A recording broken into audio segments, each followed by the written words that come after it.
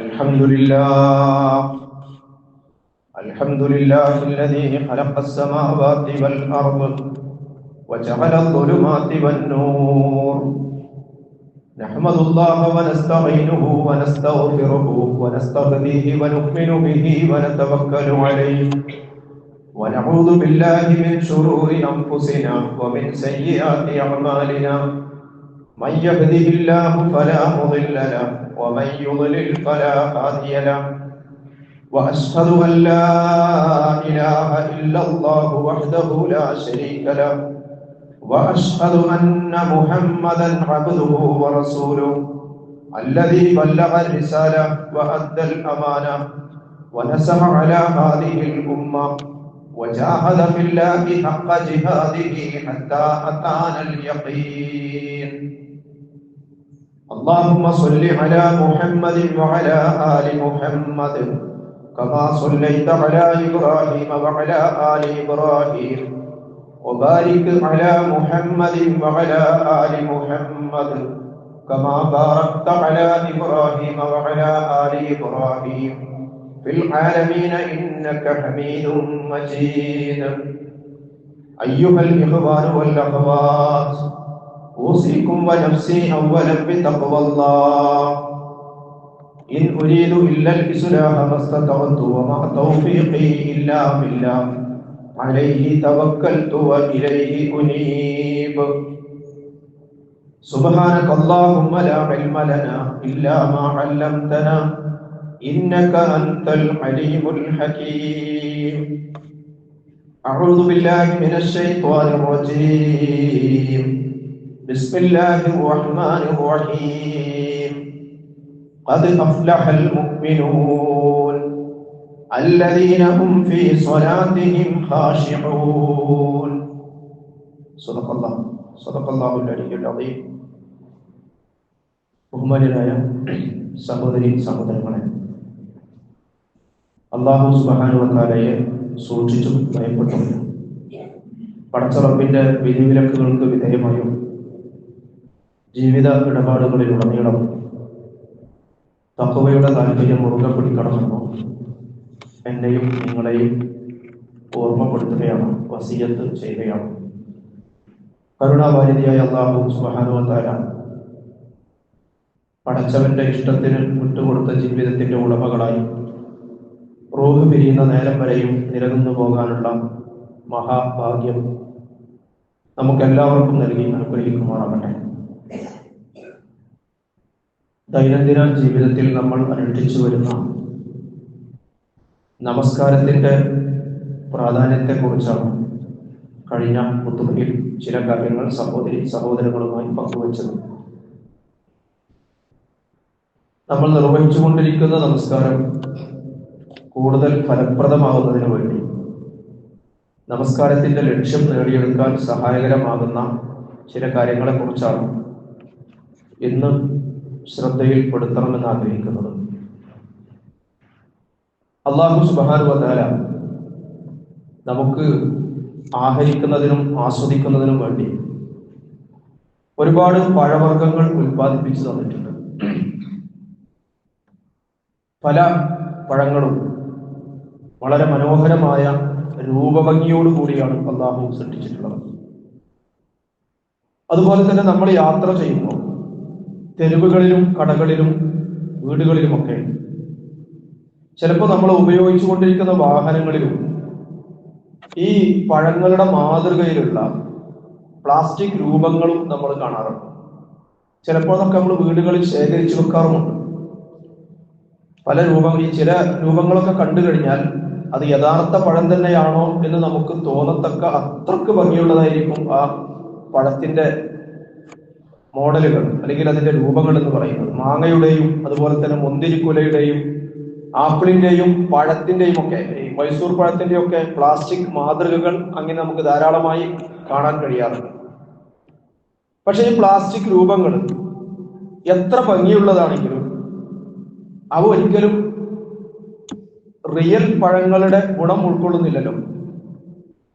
യഥാർത്ഥത്തിൽ ആ പഴത്തിന്റെ മേന്മ, അതിന്റെ ഗുണം അത് ഉൾക്കൊള്ളുന്നില്ല എന്ന് നമുക്കൊക്കെ അറിയാവുന്നതാണ്. എന്ന് പറഞ്ഞാൽ ഒരു വസ്തുവിന്റെ രൂപഭംഗി വേറെയാണ്, അതിന്റെ റിയൽ അല്ലെങ്കിൽ അതിന്റെ ഫാക്ട് വേറെയാണ്. നമ്മൾ സാധാരണഗതിയിൽ ഇഷ്ടപ്പെടുന്നത് നല്ല രൂപഭംഗിയുള്ളതും അതോടൊപ്പം അതിന്റെ ഗുണം ലഭിക്കുന്നതുമായ സാധനങ്ങളെയാണ് നമ്മൾ ഇഷ്ടപ്പെടുന്നത്. രണ്ടിനും പ്രാധാന്യമുണ്ട്. ഇപ്പൊ കടകളിലൂടെ നമ്മൾ കടന്നു പോകും, മാങ്ങയുടെ സീസണാണ്. മാങ്ങ കടകളിൽ പല കോലത്തിലുള്ള മാങ്ങകൾ വന്നുകൊണ്ടിരിക്കുന്ന ഒരു കാലമാണ്. അപ്പൊ അങ്ങനെ കടകളിൽ മാങ്ങ അടുക്കി വെച്ച് നമ്മൾ കാണുകയാണ്. ചിലപ്പോ ചില മാങ്ങകളുടെ തൊലിപ്പുറമെ ചില പാടുകളൊക്കെ ഉണ്ടാവും. കാണാൻ അത്ര ഭംഗിയില്ലാത്ത കുറെ അടയാളങ്ങൾ മാങ്ങയുടെ പുറത്തുണ്ടാവും. എന്നാൽ അതേസമയം ആ മാങ്ങ മുറിച്ച് നമ്മൾ ഭക്ഷിച്ചു കഴിഞ്ഞാൽ നല്ല രുചിയുള്ളതായിരിക്കും. ഇനി വേറെ ചില മാങ്ങകൾ രുചിയൊന്നും ഉണ്ടാവില്ല, പക്ഷെ കാഴ്ചക്ക് നല്ല ഭംഗിയായിരിക്കും. നല്ല ഒരു ചുവപ്പും പച്ചയും മഞ്ഞയും ഒക്കെ ഇങ്ങനെ മിക്സ് ചെയ്ത കളറ് കണ്ടാൽ തന്നെ ഒന്ന് മുറിച്ച് കഴിക്കാൻ തോന്നുന്ന വിധത്തിൽ കുത്തും അതുപോലെ തന്നെ കുറിയും ഒന്നുമില്ലാത്ത, ഒരു പാടുമില്ലാത്ത നല്ല മനോഹരമായ രൂപഭംഗിയുള്ള പഴങ്ങളായിരിക്കും. ഇനിയും വേറെ ചില മാങ്ങകൾ ഉണ്ടാവും, അത് നല്ല രുചിയുള്ളതായിരിക്കും, അതോടൊപ്പം അതിന്റെ തൊലിയും നല്ല ഭംഗിയുള്ളതായിരിക്കും. നല്ല ഭംഗിയുള്ള തൊലിയും നല്ല മധുരമുള്ള രുചിയും. ഈ മൂന്ന് തരത്തിലുള്ള മാങ്ങകളും നമ്മുടെ മുമ്പിൽ ഇങ്ങനെ വെച്ചുകൊണ്ട് കടക്കാരൻ ഓരോന്നിനെ സംബന്ധിച്ച് നമ്മോട് പറഞ്ഞാൽ, ഇതിൽ നിന്ന് നിങ്ങൾ സെലക്ട് ചെയ്തോളൂ എന്ന് നമ്മോട് പറഞ്ഞാൽ, നമ്മൾ സെലക്ട് ചെയ്യുന്നത് ഏതായിരിക്കും? സ്വാഭാവികമായി നമ്മൾ സെലക്ട് ചെയ്യുക നല്ല രുചിയുള്ളതും മധുരമുള്ളതും അതോടൊപ്പം കാഴ്ചക്ക് ഭംഗിയുള്ളതുമായ, കുത്തും പാടുകളൊന്നുമില്ലാത്ത കാഴ്ചക്ക് ഭംഗിയുള്ളതുമായതിനെ നമ്മൾ തിരഞ്ഞെടുക്കുക. എന്ന് പറഞ്ഞാൽ നമ്മൾ ഇഷ്ടപ്പെടുന്നത് അതിന്റെ രൂപവും യാഥാർത്ഥ്യവും, അതിന്റെ ഗുണവും അതിന്റെ അകവും പുറവും നല്ല സാധനമാണ് നമ്മൾ തിരഞ്ഞെടുക്കുക. ഇത് നമ്മളൊക്കെ ദൈനംദിന ജീവിതത്തിൽ അനുഭവിക്കുന്ന ഒരു വസ്തുതയാണെങ്കിൽ, ഒരു യാഥാർത്ഥ്യമാണെങ്കിൽ, അല്ലാഹു സുബ്ഹാനഹു വ തആല നമുക്ക് നിശ്ചയിച്ചു തന്നിട്ടുള്ള ആരാധനകളുടെ കാര്യത്തിലും ആന്തരികവും ബാഹ്യവുമായ എല്ലാ ഗുണങ്ങളോട് കൂടിയ ആരാധനകളെയാണല്ലോ നമ്മൾ ഇഷ്ടപ്പെടേണ്ടത്. എന്ന് പറഞ്ഞാൽ ഉള്ളും പുറവും മെച്ചപ്പെട്ട അവസ്ഥയിലുള്ള ആരാധന. നമ്മൾ നിർവഹിക്കുന്ന ആരാധനകളുടെ രൂപഭംഗി എന്ന് പറയുന്നത് അതിന്റെ പ്രവൃത്തിയിലും വാക്കുകളിലുമുള്ള പൂർണ്ണതയാണ്. എന്ന് പറഞ്ഞാൽ അതിൽ ചൊല്ലുന്നതും ചെയ്യുന്നതും പൂർണ്ണമായി നിർവഹിക്കുക എന്നതാണ് അതിന്റെ രൂപഭംഗി എന്ന് പറയുന്നത്. നമസ്കാരത്തിന്റെ കാര്യം എടുക്കുമ്പോൾ അതിന്റെ ഓരോ കർമ്മങ്ങളും ഭംഗിയായി നിർവഹിക്കുക, നമസ്കാരത്തിൽ ചൊല്ലേണ്ട ഓരോ ദിക്റുകളും വാക്കുകളും വൃത്തിയായും പൂർണ്ണതയോടും കൂടി ചൊല്ലുക എന്ന് വരുമ്പോൾ ആ നമസ്കാരത്തിന്റെ ബാഹ്യമായ സൗന്ദര്യമായി, അല്ലെങ്കിൽ അതിന്റെ രൂപഭംഗിയായി. എന്നാൽ നമസ്കാരത്തിന്റെ ആന്തരിക ഭംഗി എന്ന് പറയുന്നത് അതിന്റെ ഖുശൂ ആണ്, അല്ലെങ്കിൽ നമസ്കാരത്തിൽ ഉള്ള ഭയഭക്തിയാണ്. ഖുശൂ ആണ് നമസ്കാരത്തിന്റെ ആന്തരിക സൗന്ദര്യം എന്ന് പറയുന്നത്. ഇത് തന്നെയാണ് നമസ്കാരത്തിന്റെ യാഥാർത്ഥ്യവും എന്ന് നമ്മൾ അടിവരയിട്ടുകൊണ്ട് മനസ്സിലാക്കേണ്ടതുണ്ട്. അപ്പോ നമസ്കാരം നമ്മൾ നിർവഹിക്കുമ്പോൾ, അല്ലെങ്കിൽ നമസ്കാരം നിർവഹിക്കാൻ നമ്മൾ ഒരുങ്ങുമ്പോൾ, ഈ ഒരു യാഥാർത്ഥ്യം ചോർന്നു പോകാതിരിക്കാൻ, നമസ്കാരത്തിന്റെ അകംപൊരുൾ നഷ്ടപ്പെട്ടു പോകാതിരിക്കാൻ നമ്മൾ ശ്രദ്ധിക്കേണ്ടതുണ്ട് എന്നാണ് സൂചിപ്പിക്കാനുള്ളത്. നമ്മുടെ ശരീരത്തിൽ ജീവൻ എന്നതുപോലെയാണ് നമസ്കാരത്തിൽ ഖുശൂ അഥവാ ഭയഭക്തി എന്ന് പറയുന്നത്. ശരീരത്തിലെ ജീവന്റെ തുടിപ്പുകൾ അതിന്റെ അവസാനത്തെ വിരലറ്റങ്ങളിലും ഉണ്ടാകണമെന്നാണ് നമ്മൾ ആഗ്രഹിക്കുന്നത്. ശരീരത്തിൽ എവിടെയെങ്കിലും ജീവന്റെ ലക്ഷണം ഇല്ലാതിരുന്നാൽ ആ ഭാഗം നമുക്ക് വലിയ ഭാരമായി അനുഭവപ്പെടും. ജീവന്റെ ലക്ഷണങ്ങളില്ലാത്ത ശരീരത്തിന്റെ ഒരു ഭാഗം അത് വലിയ ഭാരമായി നമുക്ക് അനുഭവപ്പെടുമെന്ന് മാത്രമല്ല, വൈകാരത്തിന് അത് ശരീരത്തിൽ നിന്ന് മുറിച്ചു മാറ്റുന്നതിനെ കുറിച്ച് നമുക്ക് ആലോചിക്കേണ്ടി വരും. നമ്മുടെ ഹൃദയ മസ്തിഷ്കങ്ങൾ മാത്രമല്ല, ശരീരത്തിന്റെ എല്ലാ അവയവങ്ങളിലും ജീവന്റെ ലക്ഷണവും ജീവന്റെ ചലനവും ജീവന്റെ തുടിപ്പുമൊക്കെ ഉണ്ടായിരിക്കണമെന്ന് നമ്മൾ ആഗ്രഹിക്കുന്നുണ്ട്. അത് ഉണ്ടാകുമ്പോൾ മാത്രമാണ് നമ്മുടെ ശരീരം പൂർണ്ണ ആരോഗ്യമുള്ള ശരീരമായി തീരുന്നത്. അപ്പോഴാണ് നമ്മൾ പൂർണ്ണ ആരോഗ്യമുള്ള മനുഷ്യരായി തീരുന്നത്. എന്നാൽ ചില ഘട്ടങ്ങളിൽ ജീവന്റെ തുടിപ്പുകൾ ശരീരത്തിന്റെ ചില ഭാഗങ്ങളിൽ നഷ്ടപ്പെട്ടു പോകാറുണ്ട്. ചില അപകടങ്ങളിലൊക്കെ പെട്ട് ശരീരം നിശ്ചലമായി പോകാറുണ്ട്. അപ്പോൾ ആ ഭാഗങ്ങൾ മരച്ചു പോകും, അല്ലെങ്കിൽ ആ ഭാഗങ്ങൾ ചലനമറ്റു പോകും. എന്നിട്ട് ഹൃദയത്തിന്റെ ഒരു മിടിപ്പിൽ മാത്രം, ഹാർട്ട് ബീറ്റിൽ മാത്രം ജീവൻ അവശേഷിക്കും. ആ ഹൃദയമിടിപ്പിൽ ജീവൻ അവശേഷിക്കുന്ന കാലത്തോളം മനുഷ്യൻ മരിച്ചു എന്നതിനെ കുറിച്ച് പറയില്ല. ജീവൻ ഉണ്ടാവും, പക്ഷെ രൂപത്തിനൊരു പോറൽ സംഭവിച്ചിട്ടുണ്ടാവില്ല. നമ്മുടെ ശരീരത്തിന്റെ രൂപവും കോലവും ഒക്കെ അങ്ങനെ തന്നെ ഉണ്ടാകും, പക്ഷെ ഹാർട്ട് ബീറ്റിൽ മാത്രമായിരിക്കും നമുക്ക് ചലനം ഉണ്ടാവും, ജീവൻ ഉണ്ടാവുക. ആ ചലനമറ്റ ശരീരം നമുക്കറിയാം, ഒരാവശ്യത്തിനും അത് ഉപകാരപ്പെടുകയില്ല. ആ ചലനമറ്റ ശരീരം കൊണ്ട് ഒരു പ്രയോജനവും ഉണ്ടാവുകയില്ല. എന്നാൽ ആ ഹാർട്ട് ബീറ്റ് കൂടി നിരക്കുമ്പോഴാണ്, ഹൃദയമിടിപ്പ് കൂടി നിരക്കുമ്പോഴാണ് അതിനെ മൃതദേഹം എന്ന് പറയുന്നതും അത് പിന്നീട് ഖബറിലേക്ക് കൊണ്ടുപോകുന്നതും. പ്രിയമുള്ളവരെ, ഇതുപോലെ തന്നെയാണ് നമസ്കാരം ഉൾപ്പെടെയുള്ള നമ്മുടെ ഇബാദത്തുകളുടെയും കാര്യം എന്ന് നമ്മൾ മനസ്സിലാക്കേണ്ടതുണ്ട്. നമ്മൾ നിർവഹിക്കുന്ന ഇബാദത്തുകൾ ഫലപ്രദമാകണമെങ്കിൽ, എന്തെങ്കിലും പ്രയോജനം അതുകൊണ്ട് നമുക്ക് കിട്ടണമെങ്കിൽ, ആ ഇബാദത്തിൽ ഖുശൂ എന്ന വികാരം അഥവാ ഭയഭക്തി എന്ന വികാരം അഥവാ അതിന്റെ ജീവൻ, ആ ആരാധനയുടെ ജീവൻ അതിൽ തുടിച്ചു നിൽക്കണം എന്നുള്ളതാണ്. നമസ്കാരത്തിന്റെ കാര്യത്തിലാകുമ്പോൾ തക്ബീറത്തുൽ ഇഹ്റാം മുതൽ സലാം വീട്ടുന്നത് വരെ ഖുശൂവിൽ നിലനിൽക്കുമ്പോഴാണ്, നമ്മുടെ മനസ്സിൽ അള്ളാഹുവിനോടുള്ള ഭയഭക്തി നിലനിൽക്കുമ്പോഴാണ് നമ്മൾ നിർവഹിക്കുന്ന നമസ്കാരം പൂർണ്ണമായും ഫലപ്രദമായി തീരുക എന്നാണ് ഞാൻ പറഞ്ഞു വരുന്നത്. ചിലപ്പോ ചില നമസ്കാരത്തിൽ ഈ ഖുശൂ നഷ്ടപ്പെട്ടു പോവുകയും നമസ്കാരത്തിന്റെ പല ഭാഗങ്ങളും നമ്മുടെ മനസ്സ് സാന്നിധ്യം നഷ്ടപ്പെട്ടു പോവുകയും ചെയ്യാറുണ്ട്, അശ്രദ്ധമായി തീരുകയും ചെയ്യാറുണ്ട്. എത്ര ഭാഗത്തും നമ്മൾ അശ്രദ്ധമായി പോകുന്നുണ്ടോ അത്രയും ഭാഗം നിർജീവമാണ് എന്ന് നമ്മൾ മനസ്സിലാക്കണം. നിർജീവമായിരുന്നു. ആ നിർജീവമായ നമസ്കാരത്തിന്റെ ഭാഗം കൊണ്ട് പ്രത്യേകമായ ഒരു സൽഫലവും ഒരു പ്രയോജനവും നമുക്ക് ഉണ്ടാവുകയില്ല. പക്ഷെ എന്നാൽ പോലും ആ നമസ്കാരം പടച്ചവൻ സ്വീകരിക്കില്ല എന്ന് നമുക്ക് പറയാൻ കഴിയില്ല. ഫിഖ്ഹിന്റെ ഭാഷയിൽ ആ നമസ്കാരവും അള്ളാഹു സ്വീകരിച്ചു എന്ന് വരാം. എന്നാൽ അതേസമയം ഒരാൾ നമസ്കാരം ആരംഭിച്ചു, എന്നിട്ട് നമസ്കാരം അവസാനിക്കുന്നത് വരെ അള്ളാഹുവിനെ കുറിച്ചുള്ള ഓർമ്മയോ ഖുശൂവോ വന്നു ചേർന്നിട്ടില്ല എങ്കിൽ ആ നമസ്കാരത്തെ സംബന്ധിച്ചിടത്തോളം ജീവന്റെ തുടിപ്പ് ശരീരത്തിൽ എവിടെയും ഇല്ലാത്ത മൃതശരീരം പോലെയായിരിക്കും എന്ന് നമ്മൾ മനസ്സിലാക്കണം. അതുകൊണ്ടാണ് ഫിഖ്ഹിന്റെ പണ്ഡിതന്മാർ പറഞ്ഞത്, ഒരു നമസ്കാരത്തിൽ അല്പമെങ്കിലും അള്ളാഹുവിനെ കുറിച്ച് ഓർക്കാൻ കഴിഞ്ഞെങ്കിൽ മാത്രമേ ആ നമസ്കാരം അള്ളാഹു സ്വീകരിച്ചു എന്ന് പറയാനാകൂ എന്ന്. എന്നാൽ നമസ്കാരം കൊണ്ടുള്ള ലക്ഷ്യം നിറവേറണമെങ്കിൽ അത് ഖുശൂവോടുകൂടി മനസ്സാന്നിധ്യത്തോടു കൂടി നിർവഹിക്കുന്നത് കൊണ്ടേ സാധ്യമാകൂ എന്ന കാര്യത്തിൽ നമുക്കാർക്കും ഒരു സംശയവും വേണ്ടതില്ല. സൂറത്തുൽ മുഅ്മിനൂൻ ആരംഭിക്കുന്നത് ഇങ്ങനെയാണ്: ഖദ് അഫ്ലഹൽ മുഅ്മിനൂൻ, സത്യവിശ്വാസികൾ നിശ്ചയമായും വിജയം വരിച്ചിരിക്കുന്നു. ആ വിജയികളായ വിശ്വാസികളുടെ ഒന്നാമത്തെ അടയാളമായി കൊണ്ട് തുടർന്ന് പറയുന്നത് അല്ലദീന ഹും ഫീ സ്വലാത്തിഹിം ഖാശിഊൻ. വിജയികളാകണമെങ്കിൽ വിശ്വാസികളായതുകൊണ്ട് മാത്രം കാര്യമില്ല, നമസ്കരിച്ചത് കൊണ്ട് മാത്രം കാര്യമില്ല. വിജയികളാകുന്ന വിശ്വാസികളുടെ ഒന്നാമത്തെ അടയാളമായി കൊണ്ട് അല്ലാഹു പറയുന്നത് അല്ലദീന ഹും ഫീ സ്വലാത്തിഹിം ഖാശിഊൻ, അവർ അവരുടെ നമസ്കാരത്തിൽ ഭയഭക്തി ഉള്ളവരാകുന്നു, ഖുശൂ ഉള്ളവരാണ് എന്നാണ്. അപ്പോൾ നമസ്കാരത്തിൽ ഖുശൂ ഉണ്ടാവുക എന്നത് ഈമാനിന്റെ തേട്ടമാണ്, വിശ്വാസികൾക്ക് വിജയം നേടാൻ അനിവാര്യമാണ് എന്നാണ് ഖുർആൻ അടിവരയിടുന്നത്. അപ്പൊ ഖുശൂ ഇല്ലാത്ത നമസ്കാരം ജഡസമാനമാണ്. അതുകൊണ്ട് തന്നെ അത് വല്ലാത്ത ഭാരവുമായിരിക്കും മനുഷ്യന്. ജഡസമാനമായത് കൊണ്ട് വല്ലാത്ത ഭാരവുമായിരിക്കും. നിങ്ങൾ ക്ഷമ കൊണ്ടും നമസ്കാരം കൊണ്ടും അള്ളാഹുവിന്റെ സഹായം തേടുകയും, അത് പറഞ്ഞിട്ട് തൊട്ടുടനെ അല്ലാഹു പറയാണ് വഇന്നഹാ ലകബീറത്തുൻ ഇല്ലാ അലൽ ഖാശിഈൻ. അത് വലിയ ഭാരമുള്ളതാണ്. നമസ്കാരം വലിയ ഭാരമുള്ളതായിത്തീരും, നമസ്കാരവും സബറും വലിയ ഭാരമുള്ളതായിത്തീരും. ഇല്ലാ അലൽ ഖാശിഈൻ, ഖുശൂ ഇല്ലാത്ത ആളുകൾക്ക് ഇത് രണ്ടും വലിയ ഭാരമാണ് എന്നാണ്. നമുക്കറിയാമല്ലോ, ജീവനില്ലാത്ത ശരീരം വലിയ ഭാരമായിരിക്കും. ഉറങ്ങുന്ന കുട്ടികളെ എടുക്കുമ്പോൾ നമുക്കറിയാം, അവർ ഉണർച്ചയിൽ എടുക്കുന്ന അതുപോലല്ല, ഉറങ്ങുന്ന കുട്ടികൾ എടുത്താൽ ഭാരം കൂടുതലായിരിക്കും. മയ്യത്ത് കൈകാര്യം ചെയ്യുന്നവർക്കും വളരെ എളുപ്പത്തിൽ മനസ്സിലാക്കാൻ സാധിക്കും. അപ്പൊ ഞാൻ പറയുന്നത്, ജീവൻ തുടിക്കാത്ത ശരീരം വലിയ ഭാരമായിരിക്കും എന്നതുപോലെ ഖുശൂ ഇല്ലാത്ത നമസ്കാരവും വലിയ ഭാരമായി തീരും.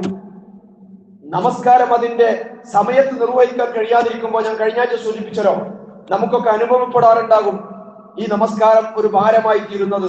അത് ഖുശൂ ഇല്ലാത്തത് കൊണ്ടാണ് നമ്മൾ മനസ്സിലാക്കണം. പ്രിയമുള്ളവരെ, നമ്മൾ അനുഷ്ഠിച്ചു കൊണ്ടിരിക്കുന്ന 5 നേരത്തെ നമസ്കാരം അത് നമുക്ക് തന്നെയും ഒരു ആവേശകരമായ അനുഭവമായി തീരണമെങ്കിൽ, മറ്റാരുടെയും പ്രേരണയില്ലാതെ, ഒരാളുടെയും പ്രേരണയില്ലാതെ നമസ്കാരത്തിൽ നമ്മൾ സ്വയം പ്രചോദിതരായി തീരണമെങ്കിൽ ഖുശൂ എന്ന് പറയുന്ന ഗുണം നമ്മിൽ ഉണ്ടായിരിക്കണം എന്നതാണ്. ഇതൊക്കെ പറയുമ്പോൾ സ്വാഭാവികമായി നമ്മുടെ മനസ്സിൽ തോന്നും, എന്താണ് ഈ ഖുശൂ? എന്താണ് ഈ ഖുശൂ? അത് ഉണ്ടാവാനുള്ള വഴി എന്താണ് എന്ന് സ്വാഭാവികമായും ഒരു ചോദ്യവും ഒരു ഉത്തരവും വേണമല്ലോ. ചില മഹാന്മാരായ സൂഫി വര്യന്മാർ അത് വിശദീകരിച്ചിട്ടുണ്ട്.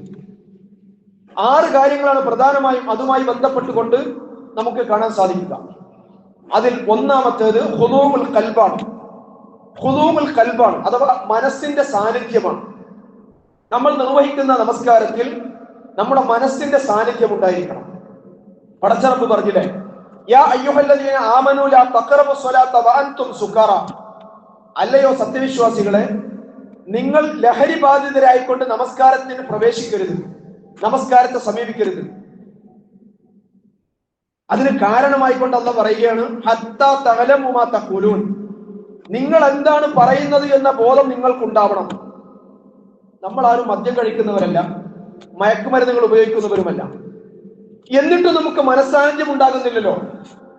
ഒരു കാലഘട്ടത്തിൽ മദ്യം നിരോധിക്കാതിരുന്ന ഒരു കാലത്ത് സഹാബികൾ മദ്യം ഉപയോഗിച്ചുകൊണ്ട് മനസ്സാന്നിധ്യമില്ലാത്ത അവസ്ഥയിൽ നമസ്കരിക്കേണ്ടി വന്ന സന്ദർഭത്തിൽ അവരോട് അല്ലാഹു പറയുകയാണ്, യാ അയ്യുഹല്ലദീന ആമനൂ ലാ തഖറബുസ് സ്വലാത്ത വഅൻതും സുകാറ ഹത്താ തഅലമു മാ തഖൂലൂൻ. നിങ്ങൾ മനസ്സാന്നിധ്യമില്ലാത്ത അവസ്ഥയിൽ നമസ്കരിക്കുന്ന സാഹചര്യം ഒഴിവാക്കണം. അതുകൊണ്ട് മദ്യപിച്ചുകൊണ്ട് നമ്മൾ നമസ്കരിക്കരുത്. മദ്യം ഒന്നും നിരോധിക്കപ്പെട്ടിട്ടില്ല. അതിന്റെ അടിസ്ഥാനമായി പറഞ്ഞത്, നിങ്ങൾ പറയുന്നത് എന്താണ് നിങ്ങൾക്ക് മനസ്സിലാകാത്ത അവസ്ഥയിൽ, മനസ്സാന്നിധ്യമില്ലാത്ത അവസ്ഥയിൽ നിങ്ങൾ നമസ്കാരത്തെ സമീപിക്കരുത് എന്നാണ്. അപ്പൊ എങ്ങനെയാണ് മനസ്സാന്നിധ്യം ഉണ്ടാവുക? നമസ്കാരത്തിൽ എങ്ങനെയാണ് നമുക്ക് മനസ്സാന്നിധ്യം ഉണ്ടാക്കിയെടുക്കാൻ സാധിക്കുക? മനസ്സാന്നിധ്യം നഷ്ടപ്പെടാൻ ഉള്ള കാരണങ്ങൾ ഇല്ലാതാക്കണം. മനസ്സാന്നിധ്യം നഷ്ടപ്പെടാൻ ബാഹ്യമായ കാരണങ്ങളും ഉണ്ടാവാറുണ്ട്, ആന്തരികമായ കാരണങ്ങളും ഉണ്ടാവാറുണ്ട്. ഒന്ന് ബാഹ്യമായ കാരണങ്ങളാണ്. ബാഹ്യമായ കാരണങ്ങളിൽ പ്രധാനമായി നമ്മുടെ ചുറ്റുപാടുകൾ, നമ്മുടെ മുമ്പിൽ ശ്രദ്ധയാകർഷിക്കുന്ന വസ്തുക്കൾ, അന്തരീക്ഷത്തിൽ തങ്ങി നിൽക്കുന്ന ശബ്ദങ്ങൾ, അതുപോലെ തന്നെ ദുർവാസനകൾ, നമ്മൾ നമസ്കരിക്കുമ്പോൾ മറ്റുള്ളവരുടെ സംസാരങ്ങൾ, ഇങ്ങനെയൊക്കെ ഒരുപാട് ബാഹ്യ കാരണങ്ങൾ നമ്മുടെ ശ്രദ്ധ തെറ്റിക്കുന്നതായിട്ടുണ്ടാകും. റസൂലുള്ളാഹി സ്വല്ലല്ലാഹു അലൈഹി വസല്ലം ഇത്തരം ബാഹ്യ കാരണങ്ങൾ ഒഴിവാക്കുവാൻ ശ്രമിച്ചിരുന്നതായി ഹദീസുകൾ നമുക്ക് കാണുവാൻ സാധിക്കും. ഒരുപാട് ചിത്രങ്ങളുള്ള വിരിപ്പ്, നമ്മുടെ മുസല്ലകളിലൊക്കെ ഒരുപാട് പടങ്ങൾ ഉണ്ടാവുമ്പോൾ നമ്മുടെ ശ്രദ്ധ ചിലപ്പോൾ അതിലേക്കായി പോകും. അപ്പൊ ഈ ഒരുപാട് ചിത്രങ്ങളുള്ള തന്റെ വിരിപ്പ്, അതുപോലെ തന്നെ തന്റെ ശ്രദ്ധ തെറ്റിക്കുന്ന തന്റെ ഒരു മോതിരം, ഇതൊക്കെ മാറ്റിവെക്കാൻ പ്രവാചകൻ സല്ലല്ലാഹു അലൈഹി വസല്ലമ ശ്രദ്ധിച്ചിരുന്നതായി ചരിത്രത്തിൽ നമുക്ക് കാണുവാൻ സാധിക്കും. പ്രവാചകൻ പോലും നമസ്കാരത്തിൽ തന്റെ ശ്രദ്ധ തെറ്റിക്കുന്ന ബാഹ്യമായ കാരണങ്ങൾ മാറ്റിവെക്കാൻ ശ്രദ്ധിച്ചിരുന്നുവെങ്കിൽ നമ്മൾ എത്രമാത്രം അതിൽ ജാഗ്രത പാലിക്കണമെന്ന് നമ്മൾ ആലോചിച്ചാൽ മതി. ഇപ്പൊ കുറെ ആളുകൾ, ഇപ്പൊ ഗൾഫിലൊക്കെ ബാച്ചലർ റൂമുകളിൽ ഒരുപാട് ആളുകൾ താമസിക്കുന്നുണ്ടാവും. ഒരു റൂമിൽ 2 ആൾ നിസ്കരിക്കുന്നുണ്ടാവും, അപ്പുറത്ത് TV വെച്ചിട്ടുണ്ടാവും, ഇപ്പുറത്ത് കുറെ ആളുകൾ കൂടി ഇരുന്ന് വർത്താനം പറയുന്നുണ്ടാവും. അപ്പൊ ഈ ബാഹ്യമായ കാരണങ്ങൾ നമ്മുടെ നമസ്കാരത്തിന്റെ ശ്രദ്ധ തെറ്റിക്കുന്നുണ്ടെങ്കിൽ, കുട്ടികളാണെങ്കിൽ ഒരു ഭാഗത്ത് TV ശബ്ദത്തിൽ വെച്ചിട്ടുണ്ടാവും, ഇപ്പുറത്ത് ഇത് നമസ്കരിക്കുന്നുണ്ടാവും. നിനക്കുണ്ടല്ലോ, നമ്മുടെ ശ്രദ്ധ നമസ്കാരത്തിൽ നിന്നും തെറ്റിക്കുന്ന ബാഹ്യമായ കാരണങ്ങൾ, മനസ്സാന്നിധ്യം നഷ്ടപ്പെടുന്ന ബാഹ്യ കാരണങ്ങൾ നമ്മൾ ഇല്ലാതാക്കണം. ഇനി ആന്തരികമായ തടസ്സങ്ങൾ ഉണ്ടാവും. അത് നമ്മുടെ ഉള്ളിലുള്ള തടസ്സങ്ങളാണ്. അത് നമ്മൾ നമസ്കാരത്തിന് നൽകുന്ന പ്രാധാന്യമാണ്.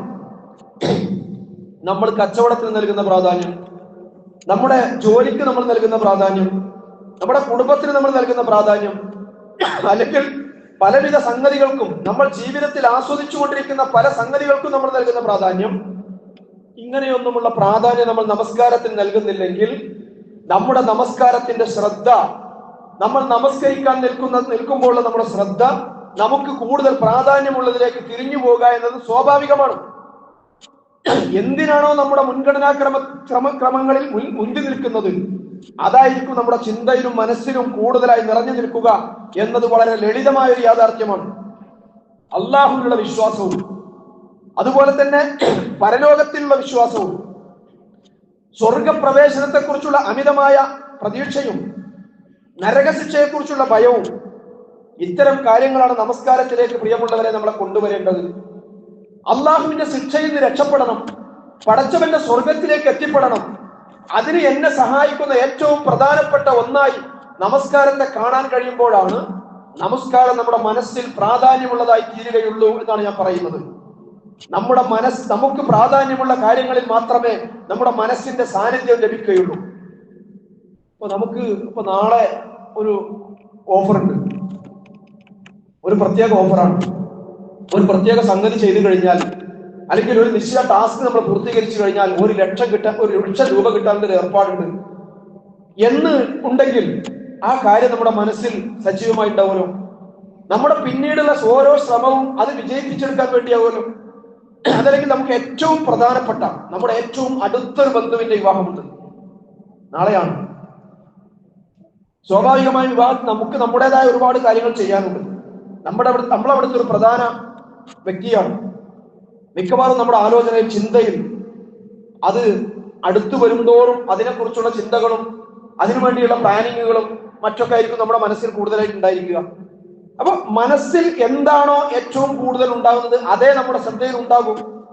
നമ്മുടെ ഒരു വിശ്വാസിയെ സംബന്ധിച്ചിടത്തോളം നമ്മുടെ മനസ്സിൽ ഏറ്റവും ജ്വലിച്ചു നിൽക്കേണ്ടത്, മങ്ങാതെ മായാതെ നല്ല തെളിമയിൽ, നല്ല കൃത്യതയിൽ, വ്യക്തതയിൽ സജീവമായി നിലനിൽക്കേണ്ട ഒരു യാഥാർത്ഥ്യം പടച്ചവനിലുള്ള വിശ്വാസവും അള്ളാഹുവിന്റെ മഹത്വത്തെ കുറിച്ചുള്ള ബോധവും നമ്മുടെ തന്നെ സ്വർഗത്തിനു വേണ്ടിയുള്ള അങ്ങേയറ്റത്തെ ആകാംക്ഷയും നരകശിക്ഷയിൽ നിന്ന് മോചിപ്പിക്കപ്പെടണമെന്ന അതിയായ ആഗ്രഹവും ഇതൊക്കെ നമ്മുടെ മനസ്സിൽ സജീവമായി നിൽക്കുമ്പോഴാണ് നമ്മുടെ മനസ്സിന്റെ സാന്നിധ്യം നമുക്ക് നമ്മുടെ ആരാധനകളിൽ ലഭിക്കുക എന്ന് പറയുന്നത്. അഥവാ മനസ്സാന്നിധ്യം എന്നത് നാം ഏതൊന്നിനും നൽകുന്ന പ്രാധാന്യത്തിനനുസരിച്ചായിരിക്കും എന്നാണ് സൂചിപ്പിക്കുന്നത്. രണ്ടാമതായി, ഖുശൂ ഉണ്ടാകാനുള്ള, നമസ്കാരത്തിൽ ഭയഭക്തി ഉണ്ടാകാനുള്ള രണ്ടാമത്തെ ഉപാധി എന്ന് പറയുന്നത് എന്താണോ നമ്മൾ നമസ്കാരത്തിൽ പറയുന്നതും ചെയ്യുന്നതും അത് നമ്മൾ ഗ്രഹിക്കുക, അത് നമ്മൾ മനസ്സിലാക്കുക എന്നതാണ്. നമ്മൾ വജ്ജഹത്ത് ഓതുന്നു, നമ്മൾ പിന്നെ ഫാത്തിഹ ഓതുന്നു, പിന്നീട് നമ്മൾ ഖുർആൻ പാരായണം ചെയ്യുന്നു, പിന്നീട് നമ്മൾ തക്ബീറുകളും ദുആകളും അതുപോലെ തന്നെ ഹംദുകളും തസ്ബീഹുകളും ദിക്റുകളും ഒക്കെയായി കഴിഞ്ഞുകൂടുന്നു. എന്താണ് അതിലൂടെ നമ്മൾ പറയുന്നത് എന്ന് നമ്മൾ സ്വയം ഗ്രഹിക്കുക എന്നതാണ്. എന്ന് പറഞ്ഞാൽ നമ്മൾ ചൊല്ലിപ്പറയുന്നതും നമ്മൾ ചെയ്യുന്നതും നമുക്ക് തന്നെ മനസ്സിലാകണം എന്നതാണ് രണ്ടാമത്തെ കാര്യം. പക്ഷെ ദുഃഖകരമായ ഒരു സംഗതി, ഇത് മനസ്സിലാക്കി കൊടുക്കാനുള്ള ശ്രമങ്ങൾ നമ്മുടെ സമുദായത്തിൽ വേണ്ട വിധം നടന്നിട്ടില്ല എന്നുള്ളതാണ്. മദ്രസകളിൽ കുട്ടികൾക്ക് നമസ്കാരത്തിന്റെ അഖ്വാലുകളും അഫ്ആലുകളും അർക്കാനുകളും ഒക്കെ പഠിപ്പിക്കുന്നുണ്ടെങ്കിലും അതിന്റെയൊക്കെ തേട്ടങ്ങളെ കുറിച്ചോ ആശയത്തെ സംബന്ധിച്ചോ അതിന്റെ ആന്തരാർത്ഥങ്ങളെ കുറിച്ചോ അതിന്റെ അന്തസത്തയെ സംബന്ധിച്ചോ വേണ്ട വിധം പഠിപ്പിക്കാതെയാണ് നമ്മുടെ മദ്രസ കാലഘട്ടം കഴിഞ്ഞു പോകുന്നത്. 10 വയസ്സാകുമ്പോഴേക്ക് ഇത് മുഴുവനും പഠിപ്പിക്കുക എന്ന് പറയുന്നത് പ്രായോഗികമായി പ്രയാസമുള്ള കാര്യം തന്നെയാണ്. കാരണം 10 വയസ്സുകാർക്ക് മനസ്സിലാകുന്നത് മാത്രമേ ആ പ്രായത്തിൽ പഠിപ്പിക്കാൻ കഴിയുകയുള്ളൂ. പക്ഷെ ഒരു കുട്ടി വളർന്ന് ബുദ്ധിവികാസം സംഭവിക്കുമ്പോൾ ഇത്തരം കാര്യങ്ങളെ സംബന്ധിച്ച് പഠിപ്പിക്കാനുള്ള സംവിധാനങ്ങളുടെ ദൗർലഭ്യം നമസ്കാരത്തിന്റെ ആത്മാവ് ചോർന്നു പോകാൻ കാരണമായി എന്നാണ് ഞാൻ പറയുന്നത്. പക്ഷെ നമ്മൾ പഠിച്ചെടുക്കണം. നമ്മൾ നമസ്കാരത്തിൽ നമ്മൾ ചൊല്ലുന്നതും ചെയ്യുന്നതും ഒക്കെ എന്താണ് എന്ന് അതിന്റെ അർത്ഥവും ആശയവും ഒക്കെ പഠിക്കുകയാണെങ്കിൽ നമുക്ക് ഒരു പരിധിവരെ ഖുശൂ ഉണ്ടാകാനുള്ള രണ്ടാമത്തെ ഉപാധി പൂർത്തീകരിച്ചു എന്ന് പറയാൻ കഴിയും. മൂന്നാമത്തേത് തഅ്ലീമാണ്. തഅ്ലീം എന്ന് പറഞ്ഞാൽ അള്ളാഹുവിന്റെ മാഹാത്മ്യത്തെ കുറിച്ചുള്ള അറിവാണ്. അള്ളാഹുവിന്റെ മാഹാത്മ്യത്തെ കുറിച്ച് അറിവാണ്. ഇത് നമ്മുടെ കൽബിനുള്ളിലെ ഒരു വികാരമായി തീരണം പ്രിയമുള്ളവരെ. ഇത് നമ്മുടെ രക്തത്തിൽ അലിഞ്ഞു ചേരണം വിശ്വാസികൾക്ക്. അള്ളാഹുവിന്റെ മഹത്വത്തെ കുറിച്ചുള്ള ബോധം അത് നമ്മുടെ ഹൃദയ മസ്തിഷ്കങ്ങളിൽ അലിഞ്ഞു ചേർന്നാൽ മാത്രമേ നമുക്ക് തഅ്ലീം ഉണ്ടാവുകയുള്ളൂ. അള്ളാഹുവിനെ കുറിച്ചുള്ള ഭയം, പടച്ചവനോടുള്ള ആദരവ്, റബ്ബിനോടുള്ള ഭക്തി, ഇവയാൽ നമ്മുടെ മനസ്സ് നിർഭരമാകണം. ഈ തഅ്ലീം ഉണ്ടാകണമെങ്കിൽ എന്തു വേണം? ഞാൻ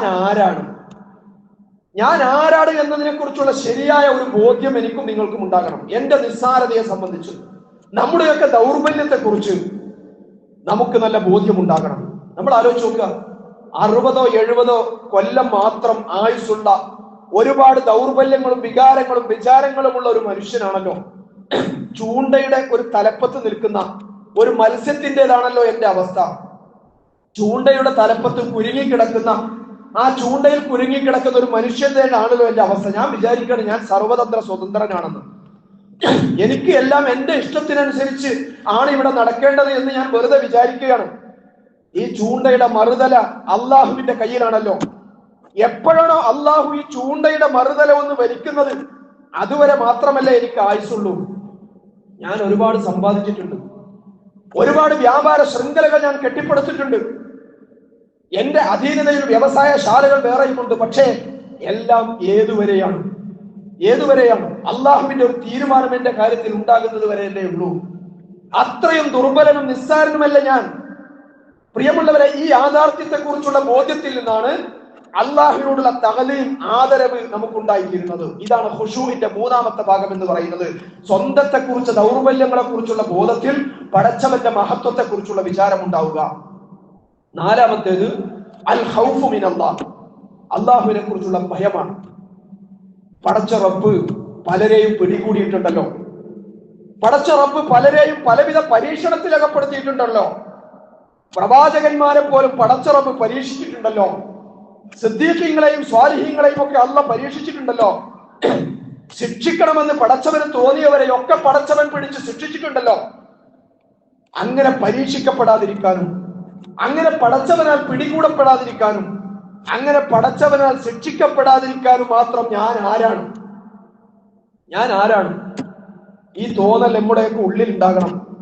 അള്ളാഹ്ക്ക് എപ്പോ വേണമെങ്കിലും നമ്മളെ പിടികൂടാം, റബ്ബിന് എപ്പോ വേണമെങ്കിലും നമ്മളെ പരീക്ഷിക്കാം, പടച്ച റബ്ബിന് എപ്പോ വേണമെങ്കിലും നമ്മളെ ശിക്ഷിക്കാം.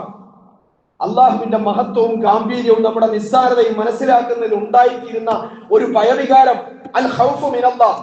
ഈ ഭയവികാരവും ഖുശൂഇന്റെ ഭാഗമാണ് എന്ന് നമ്മൾ മനസ്സിലാക്കണം.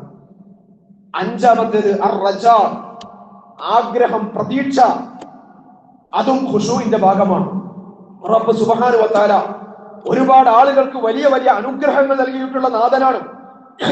പല കൊടുംപാവികൾക്കും പടച്ചറബ് കൊടുത്തു അവരെ സ്വർഗത്തിന് അർഹരാക്കുകയും ചെയ്ത നാഥനാണ്.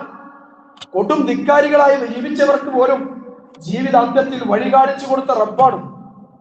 എന്റെ റബ്ബ് എന്നെ കൈവടിയുകയില്ല.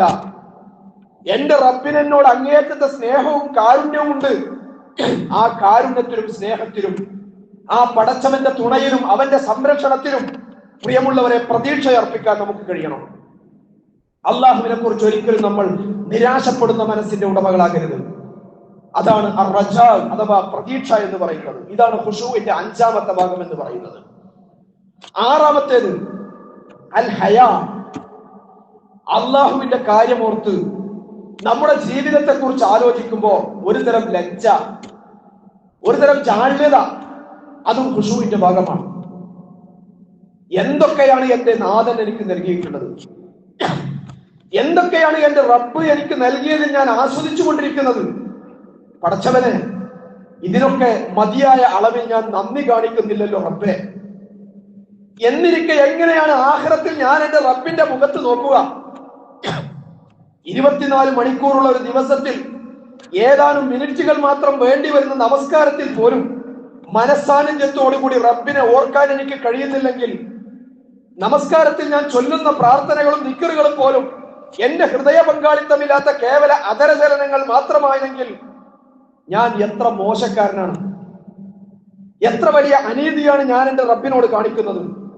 എന്റെ തന്നെ ഗുണത്തിനും, എന്റെ തന്നെ രക്ഷക്കും, എന്റെ തന്നെ സ്വർഗപ്രവേശനത്തിനും വേണ്ടിയുള്ള കാര്യത്തിൽ പോലും എനിക്ക് സൂക്ഷ്മത പുലർത്താൻ കഴിയുന്നില്ലെങ്കിൽ ഞാൻ നാളെ എന്റെ റബ്ബിന്റെ മുഖത്തെങ്ങനെ നോക്കും? ജാള്യതയും അപകർഷത ബോധവും ഇല്ലാതെ എങ്ങനെ ഞാൻ എന്റെ റബ്ബിനെ അഭിമുഖീകരിക്കും? ഇതാണ് പ്രിയമുള്ളവരെ ഹയാ അഥവാ ഒരുതരം ലജ്ജ, ജാള്യത എന്ന് പറയുന്നത്. ഞാൻ സൂചിപ്പിച്ചു വരുന്നത് ഖുശൂ എന്ന് പറയുന്നത് അഥവാ നമസ്കാരത്തിലെ ഭയഭക്തി എന്ന് പറയുന്നത് ഈ 6 ഗുണങ്ങളുടെയും ഒരു സമുച്ചയമാണ്. ഒന്നാമതായി മനസ്സാന്നിധ്യം ഉണ്ടാവുക, രണ്ടാമത്തേത് ചൊല്ലുന്നതും ഗ്രഹിക്കുക, മൂന്നാമത്തേത് അള്ളാഹുവിനോടുള്ള തഅദീം, ബഹുമാനം, നാലാമത്തേത് ഖൗഫു മിനല്ലാഹ്, പടച്ചവനോടുള്ള ഭയവികാരം, 5 അർ റജാ, അള്ളാഹുവിന്റെ കാരുണ്യത്തിലുള്ള പ്രതീക്ഷ, 6 അൽ ഹയാ, ഒരർത്ഥത്തിലുള്ള ലജ്ജ. ഇതെല്ലാം ചേർന്നുള്ള ഗുണം അതുണ്ടായിത്തീരണമെങ്കിൽ ഞാൻ സൂചിപ്പിച്ചതുപോലെ അള്ളാഹുവിനും ആഖിറത്തിലുമുള്ള അടിയുറച്ച വിശ്വാസം, ദൃഢമായ ബോധ്യം എനിക്കും നിങ്ങൾക്കും ഉണ്ടാകണം. നമുക്ക് ദുനിയാവിൽ എന്തൊക്കെ പ്രിയപ്പെട്ടതായിട്ട് നമ്മൾ കാണുന്നുണ്ടോ അതിനേക്കാളൊക്കെ പ്രാധാന്യം പടച്ചവനും പരലോകത്തിനും നൽകാൻ എനിക്കും നിങ്ങൾക്കും കഴിയണം. അതല്ലെങ്കിൽ നമ്മൾ ഇപ്പോൾ ചെയ്തുകൊണ്ടിരിക്കുന്ന, നമ്മൾ നിർവഹിച്ചു കൊണ്ടിരിക്കുന്ന നമസ്കാരം കാലങ്ങളായി തുടർന്നുകൊണ്ടിരിക്കുന്ന ഒരു പതിവ് ചടങ്ങിന്റെ വിരസമായ ആവർത്തനമായി അത് മാറും. അങ്ങനെ മാറാതിരിക്കണമെങ്കിൽ, നമസ്കാരം അതിന്റെ ഫലപ്രാപ്തി നമുക്ക് ലഭ്യമാകണമെങ്കിൽ, അതിന്റെ ലക്ഷ്യത്തിൽ അത് വിജയിക്കണമെങ്കിൽ ഈ അർത്ഥത്തിൽ ഖുശൂഅോട് കൂടിയുള്ള നമസ്കാരത്തിന്റെ ഉടമകളായി മാറാൻ എനിക്കും നിങ്ങൾക്കും കഴിയണം. അല്ലാഹു സുബ്ഹാനഹു വ തആല അതിന് നമുക്ക് എല്ലാവർക്കും തൗഫീഖ് നൽകി അനുഗ്രഹിക്കുമാറാകട്ടെ. അഖൂലു ഖൗലി ഹാദാ അസ്തഗ്ഫിറുല്ലാഹ ലി വലക്കും.